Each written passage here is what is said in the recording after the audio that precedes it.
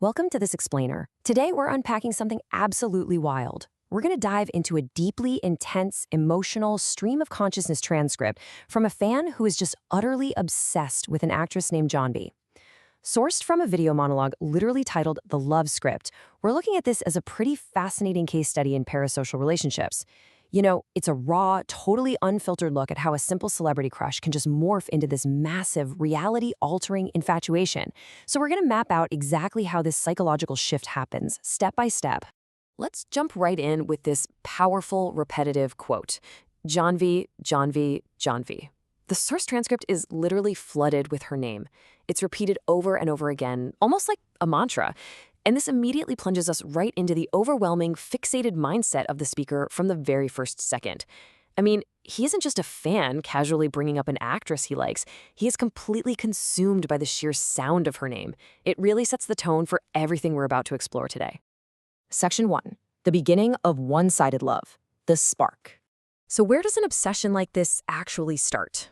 Well, according to the text, his fixation sparked completely by chance in the city of Kolkata. The speaker describes just walking down the street and suddenly finding himself totally transfixed, just staring into the eyes of Janvi on a simple advertisement poster pasted on the side of a bus. He says he just stood there, staring into her eyes, and couldn't stop smiling. Right? It's a very grounded, almost innocent beginning. It's that totally relatable moment of being starstruck by a billboard. But as you'll see, it definitely doesn't stay innocent for long. Because here's where it gets really interesting. Look at how his internal feelings rapidly translated into real physical action. He didn't just sigh and walk away when the bus started moving. No, he describes desperately chasing that moving bus on his bicycle. He's pedaling through traffic just to keep that visual connection with a photograph. He even mentions getting so close to the moving bus that he imagined pressing his cheek against the poster. This physical pursuit on a bike, that marks the very first real escalation from being a passive observer to an active, desperate pursuer. Section 2. The City of Dreams, Mumbai. The catalyst. And that local infatuation, it quickly balloons into a grand, life-altering aspiration. You can really see this build across a timeline of his perceived encounters. At point 1, he's just a distant fan struck by a poster in Kolkata.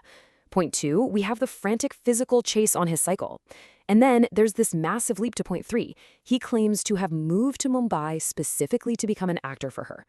Basically, in his mind, he has manifested an entire career in Bollywood solely to close the physical and social gap between them. He literally begins scripting his own reality. Just listen to this quote. "I am in Bollywood and I too became a hero. Janvi, take me in your arms." He's vividly dreaming of acting in the exact same Bollywood locations where she filmed her very first movie. He talks about singing songs for her, writing for her, and just waiting for the moment she'll finally embrace him. He's no longer just some fan on a bicycle, you know? In his narrative, he is her leading man. Section 3. The Limits of Obsession. Blurring Reality.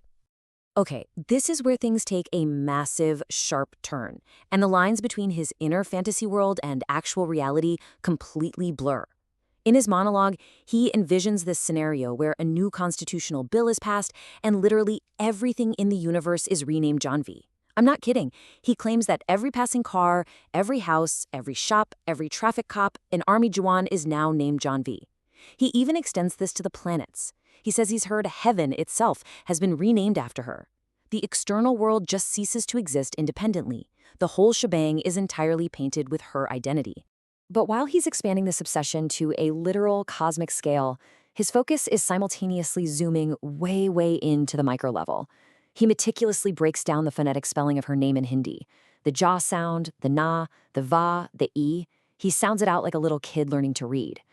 And I think this just perfectly shows how deeply every tiny detail, every single syllable of her existence is consuming his waking thoughts. It's this fascinating paradox, right? She's as big as the universe, but as granular as a single spoken sound. And he takes it even further. He declares his intention to erase his own identity entirely. He states outright that he is going to change his own name to Janvi.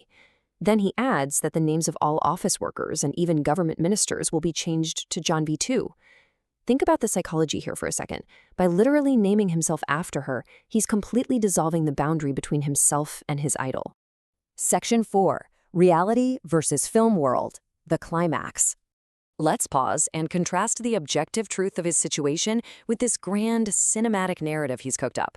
On one side, you have his grounded reality. He admits to riding a bicycle, getting lost in city traffic, and, this is crazy, feeling genuine fear that a bus conductor was going to call the police on him for chasing the bus.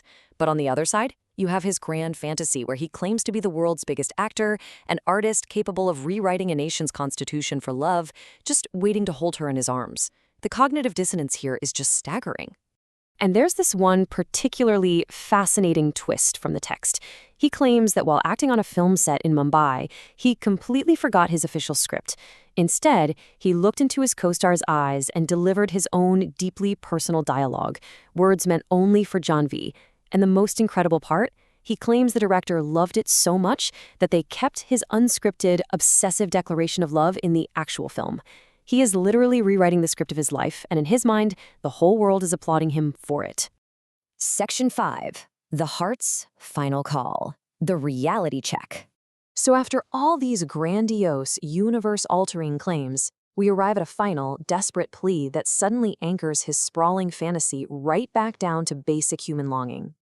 Despite previously claiming they've met 3 times, and despite repeatedly swearing he's a massive star acting in her world, his monologue ends with a remarkably grounded, desperate request. He asks, "What latitude and longitude are you at? Give me your address on Google Maps so I can come there." Suddenly, all the illusions just strip away, revealing a guy who doesn't even know where she is. It proves definitively that she is and remains completely physically out of his reach. As we wrap up this anatomical look at his love script, it leaves us to ponder some pretty profound takeaways. At what point exactly does harmless admiration, like just smiling at a poster on a bus, cross the threshold into a completely all-consuming illusion where planets and constitutions are being renamed? This transcript is an absolutely incredible window into the human mind's ability to construct entire alternate realities just to cope with unrequited, distant desires. It really makes you wonder about the power of the stories we tell ourselves, doesn't it? Thank you so much for joining me for this explainer, and keep questioning the narratives around you.